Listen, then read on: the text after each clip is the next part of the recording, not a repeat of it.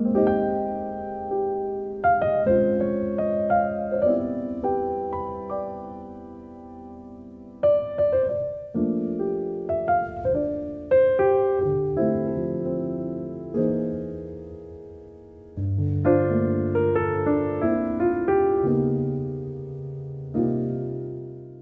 Legend of Zelda. Simply saying those words conjures up images of adventure in most players, and I totally get why. It's one of Nintendo's most iconic franchises. It's also one of their longest lasting. Think about this. The first game released back in 1986, and here we are in 2021, awaiting the next new mainline entry.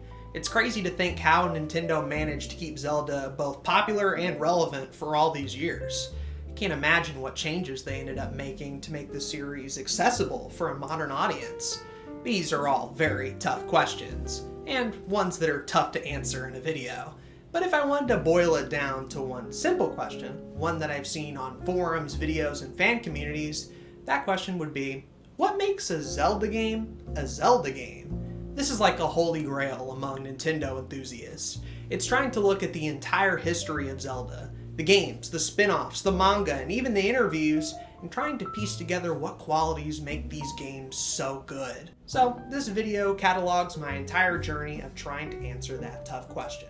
What makes a Zelda game a Zelda game? Well, let's find out. Howdy guys, I'm Aiden of Blue Couch Productions, and on this channel I like to discuss video games and interesting media. So if that sounds good to you, be sure to hit that subscribe button and smash that notification bell, that way you can stay up to date.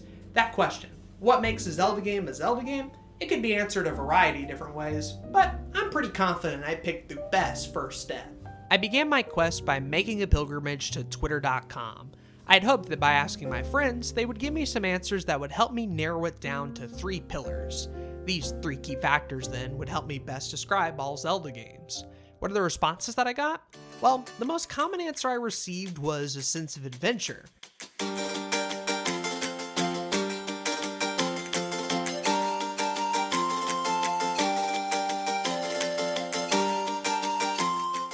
But isn't adventure kind of a vague word?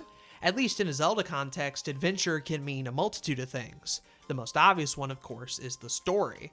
This is the adventure that the game sets you out on. It's the one that the developers intended. It's meeting characters, saving Hyrule, stopping Ganon, restoring the Triforce, and going on a lot of side quests. Obviously, stories were simple back in the 2D days, but they've gradually evolved as the series did. Later on, we ended up getting games like Twilight Princess and Skyward Sword. Those ones had a lot of different characters, motivations, and plots that were super fascinating to me. Heyo, what's up, Queen? Did my most precious possession help you in your quest? See you later, dork. So yes, story obviously plays a key factor in a Zelda game's success. I wouldn't argue that. But that's not the only part of adventure. After all, I think adventure can be talked about not only in a narrative sense, but also a gameplay one. For example, exploration is equally as important as the story. This was the feature that the first game was built off of. It wasn't the dungeons or the story, but the fact that you could simply explore Hyrule was enough for so many players back in the day. You would go to the playground and share secrets about where you could find 30 rupees if you just burned a specific bush in the right spot. Yes, I'm well aware that Zelda 1 is very hard to go back to today, but that same sort of appeal can also be found in modern Zelda, more specifically, Breath of the Wild. Have you ever spent 30 minutes just digging around? Maybe you find a deer, get some food, and figure out, oh shit, I can ride this homie. That's the same kind of exploration. It's not the game telling you what to do, you're simply going based on your own curiosity, and you have stories to tell your friends. It's special because these events simply can't happen to everyone. That's the magic of exploration, in my opinion. And who'd have thought, nobody brought it up in the Twitter thread. Maybe this was a bad idea. Okay, so maybe Twitter.com wasn't the best choice. After all, this is the same site that prioritizes Dream over actual world events. So, hey, could you really blame me here? I'm out of my league. I gotta find somebody to talk to. Someone who knows more about Zelda. Perhaps I could interview Jay the Zoomster, maybe? Let's go ahead and give him a call. Hello, hello, hello. I'm Aiden of Blue Couch Productions, and I'm here with Jay the Zoomster. What's poppin'? That's me. That do be me. That's I'm Jay you. the Zoomster. What's going on? Do you know why you're here today? No, you kind of just DM'd me and were like, "Yo, answer the call or I'll kill your family." So I'm a little excited to see what's gonna happen. I kind of wanted a response to the allegations, mainly, that were levied against you the other night. I was wondering if you could illuminate some of those thoughts. I made a severe lapse in my judgment. Yeah. And I wish I could promise that it won't happen again, but I can't see the future. But I'm on the path of becoming better. So it was like a very typical YouTuber apology. That was really good. yeah. Thank you. Like you admit admit I'll have to do that. A slight bit of fault, but the majority of it is spent being like, well, we can move on from that and better myself. It's barely any of it is actually taking accountability, and most of it is like, let's just move on. Let's just move on, guys. What's the big deal, right? Why are we even still talking about this? There is one final part to adventure that's even less talked about than exploration. That is a sense of progression. Back in the old days, progression simply just meant items. You would go into a dungeon, get an item, and then use it to explore the world. Well, while that's all well and good, obviously things have changed for the better. By the time we got into the 3D titles, it could also mean things like Epona, stamina, heart pieces, and anything that you could find in the world to make yourself better than where you started from. By the end of any particular Zelda, you should feel like an adventuring badass, with a huge arsenal to take down any situation. It's being a master at not only the combat, but also of the puzzles and dungeons as well. If you end up the same as where you started, then that's not a good adventure because nothing has changed. That's why progression is so important. Okay, if all Zelda games have a sense of adventure, what makes for a good one that's entertaining? That's a fair question. For that, I would think that it would really come down to that's when story is a little bit more interesting, because sure, you have a game like Breath of the Wild where there's definitely a lot of adventure there, but the story isn't as compelling as prior games. So you do kind of feel like some people may say that game doesn't have enough of the adventure element to it. And then you look at a game like Twilight Princess, where that game's story makes the adventure even better because it's a long, winding story with a bunch of twists and a lot of interesting characters and exciting set pieces and stuff like that. So that's what would make a good Zelda adventure for me. So, altogether, story, exploration, and progression. This is what makes for a good Zelda adventure. But remember how I said that there were 3 pillars? Adventure is only the first one, and while it is very big and obviously the major focus, there are still other factors that make Zelda good. So, let's move on now to the second pillar.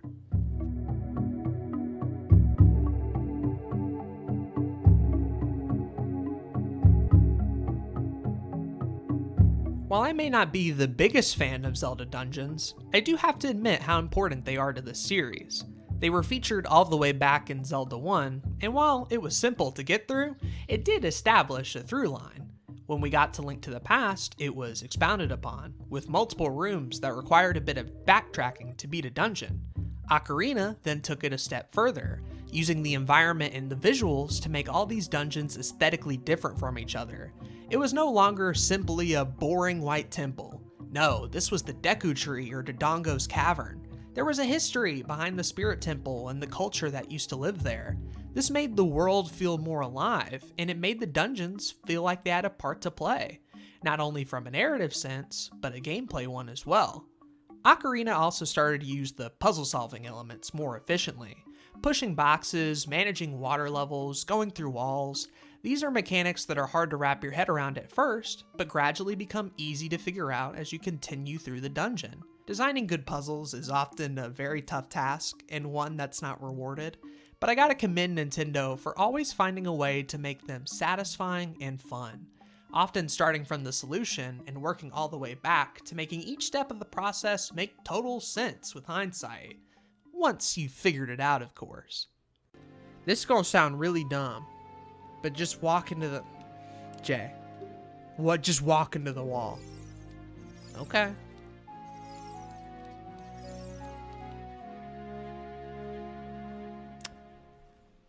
What? Obviously, not every dungeon is a masterpiece, but typically the best Zeldas are the ones that have dungeons as a focus.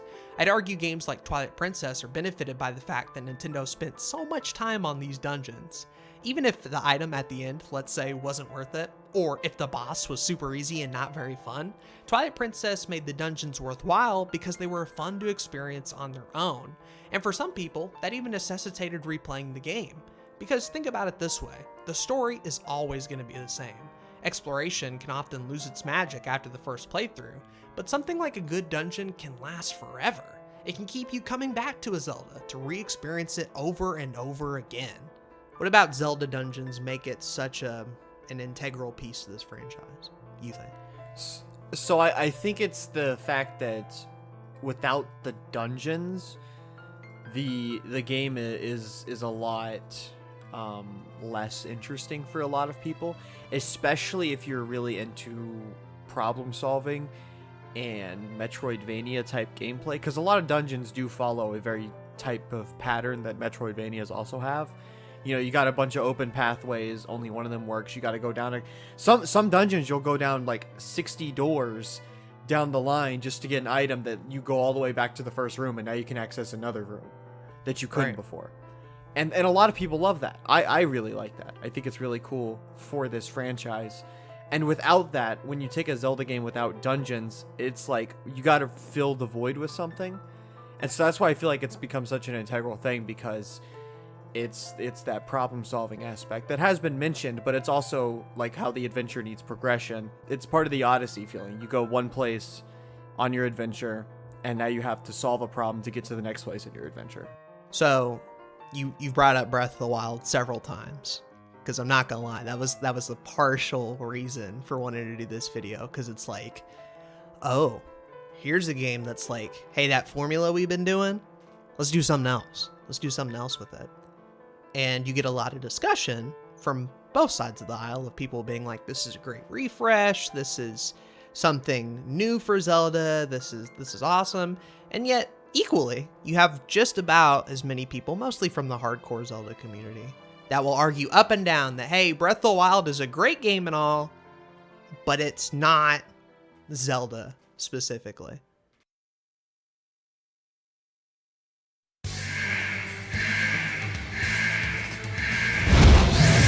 Warning. Aiden is about to pop the fuck off. He about to watch the cringiest, most lamest, bad Zelda hot take. You have been warned. The Legend of Zelda: Breath of the Wild is a beautiful game. Its expansive landscapes and dense world ensure that there's always something to do, somewhere to go, and places to explore. It's easy to see why this game has garnered such high praise among critics and players alike, and I have to say that I agree. Breath of the Wild is easily one of my favorite games of the year, and the best open world game that I've ever played. But it's a terrible Zelda game. This video was made by Ingenious Clown. He runs a gaming YouTube channel that I think is actually pretty good. Yeah, it's got superb production value, great editing, covers a variety of topics. What's not to like? Well, unfortunately, this video is a complete miss. You can see that based on the dislike bar alone. He also represents a part of the Zelda community that I see far too often, the kind of people that argue that Breath of the Wild isn't a true Zelda game. Now look, I have my issues with Breath of the Wild. I think we all do. You could probably list 3 or 4 down in the comments below. But that's not what this video is. All these critiques that Ingenious Clown brings up are less actual issues with the game and more of just things that were present in older Zelda but aren't in this one. No blatantly can we see that point more than with his first critique about the Master Sword. Oh, and there's more. How can I have a section about items without even talking about the Master Sword?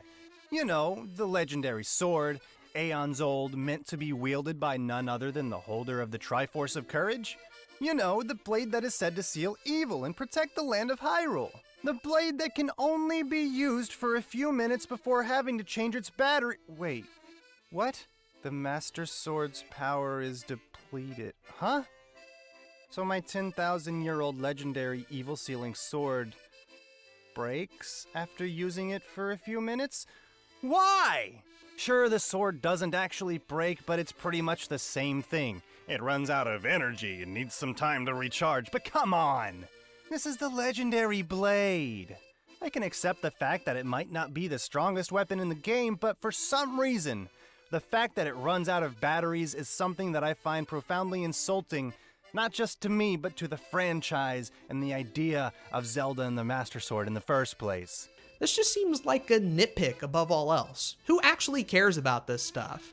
Oh, yeah, hardcore Zelda fans. Were they really up in arms about whether or not the Master Sword couldn't recharge? Did they not think for even a second that if a weapon didn't recharge like this, that it would ruin the whole weapon durability system? That you could just spam the Master Sword for the entirety of the game, never be forced to try out other weapons whatsoever? It's almost like this was an intentional choice by the developer. It's almost like they were trying something new. It's almost like he blatantly missed the point and is using bad faith criticism to demean a game that, while it does have problems, is not as bad as people argue. Completing a dungeon represents a definitive milestone in your quest to defeat the game's big bad. You know you're one step closer to the end, and you often come out stronger, smarter, and better equipped. It felt good and rewarding, and it's something that's completely missing from Breath of the Wild. I will admit that sure, a divine beast is the same as a dungeon, but they're small experiences that are over with very quickly, and each one follows the same formula. Meet someone important, have said important person help you fight the divine beast itself to get inside, activate 5 consoles, defeat the boss. Huh. That sounds awfully familiar. Where have I heard that before? Zelda, dungeons, and a formula. Let me think here. Oh, wait, I got a brilliant idea. Hey, Zach. Yeah, what's up? Can I ask you a quick question real quick? Sure, what you need? So, would you say that there is a, formula to Zelda dungeons? Yeah, I'd say so. Cool. That's all I needed to know. Thanks, buddy. Think back on your favorite Zelda title and chances are pretty high that there is an antagonist working against Link in whatever his quest happens to be for that adventure. Whether it's Ganondorf, Girahim, Yuga, or anyone else, more often than not there is some humanoid force working towards the very goals that Link is trying to stop. This is a very big disappointment for me when it comes to Breath of the Wild, and I didn't even realize what I had missed until I defeated Calamity Ganon at the end of the game. At no point during the whole adventure is this enemy ever once personified. Aghanim, Ganondorf, the Skull Kid, Vati, Girahim, Yuga, these names have meaning. What does Calamity Ganon have? Oh, Calamity Ganon, you mean that weird shadow over Hyrule Castle? Yeah, that's been there for generations, we just ignore it. Come on! Breath of the Wild has no antagonist. It has no villain. Even the final memory that you unlock that shows how Link was mortally wounded to the point of requiring the Resurrection Chamber shows that our hero got his ass handed to him by Guardians. Not Ganon, not even Calamity Ganon himself, but some stupid machines that were corrupted by evil. Boring. This point's just wrong. Like, blatantly wrong. He omits information in his final line. Gee, I wonder which evil possessed the Guardians. Huh, who could that have been? Some random force, perhaps? Some random evil? Why wouldn't it have been Calamity Ganon? Oh wait, it is Calamity Ganon. Who would have fucking thought, because he's the villain of Breath of the Wild and has a huge impact on the story. He kills 4 champions and controls the Divine Beast, traps Zelda there for 100 years inside Hyrule Castle with no way to escape. Link is injured and has to rest for 100 years. Every character you talk to talks about how life sucks, how Hyrule's worse, how the kingdoms are separated, how Calamity Ganon has ruled with an iron fist and will continue to do so. Many people don't even question whether or not you're able to defeat him in the first place. And yes, Link doesn't fight him in that iconic memory. Technically, a Guardian does take him out, but they do fight at the end in one of the biggest, most spectacle-filled battles in all of Zelda. And are we really going to argue that characters like Aghanim, a guy who had maybe, 3 fucking lines in Link to the Past, are we really going to argue that Aghanim is a more interesting villain with a big character and a ton of details? Look, If you don't like Calamity Ganon, totally fine. Again, preferences, they're cool and all, but this is not a critique. This is not an issue with Breath of the Wild. If you think that's an issue with Breath of the Wild, that's weird, man. That's really weird. And it's hard to take shit like this seriously when he goes on to end the video by saying this shit. All of these things that I mentioned give me this unshaking feeling that Breath of the Wild never actually started as a Zelda game at all, in spite of all the media Nintendo has released stating otherwise. With some very slight changes in the writing and the game's world and a different coat of paint, it's easy to see the whole game belonging to a completely original IP that had Zelda thrust into it as a way to sell copies. Look, my intention was not to shit on this guy. Honestly, like I said earlier, he makes really good content. I'll even leave the video down in the description below so you can watch it for yourself. And please, if you do go watch it, be nice, be respectful. You've done that for me. I would want you to do that for him. Clearly, his video has gotten enough hate as is. The point of this video, though, was to get people to think a little bit more about how we critique Zelda, not based on whether or not it's a true Zelda game, but more of just looking at the game and judging its own qualities, what it is rather than what it isn't. Making Breath of the Wild more like Twilight Princess is not going to make Breath of the Wild better. This game has its own formula with its own specific strengths and its own specific weaknesses. There's a reason 3D Zelda was starting to get stale, and we finally got a little bit of a breath of fresh air with Breath of the Wild. And I would hate for that to go based on some criticism that really had no business being made. And you know who understands that more than me? Jay the Zoomster. From your opinion, you've already kind of touched on it. Why does Breath of the Wild, despite its differences, still qualify to you as a Zelda game? First off, I want to say that the whole Breath of the Wild isn't a Zelda game because it doesn't have this, that, or that is very toxic and pretty backwards thinking, and inhibits Zelda as a franchise from any type of growth if it has to fit everything that it's already done and the formula that you have, conceived in your mind is right. And the reason that Breath of the Wild still works for me as a Zelda game and fits into that is because, again, there's still that sense of adventure. There's still technically dungeons. They may just not be the dungeons people wanted. And there's still the theme and concepts of Zelda continue over. It's just in a way that hasn't been done before 30 times in the series. Now, let's move on to that third pillar.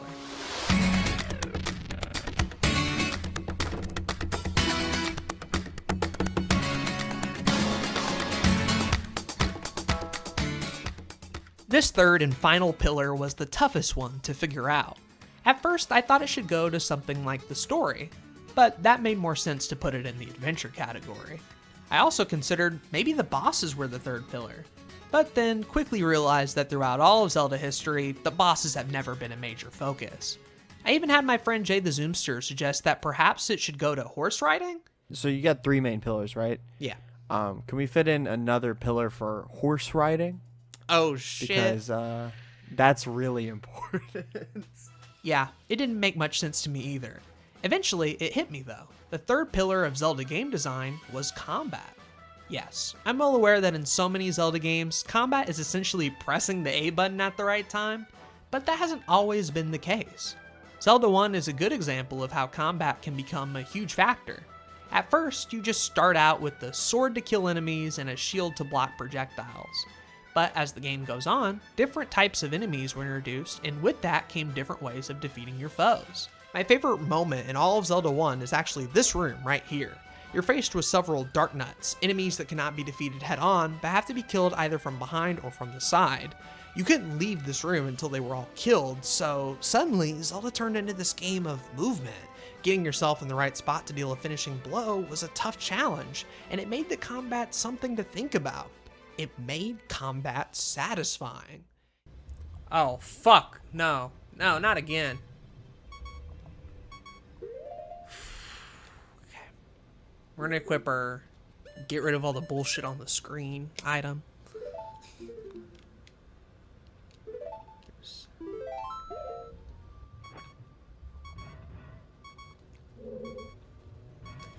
Okay, press the button, press the button, press the button, press the button! Ah!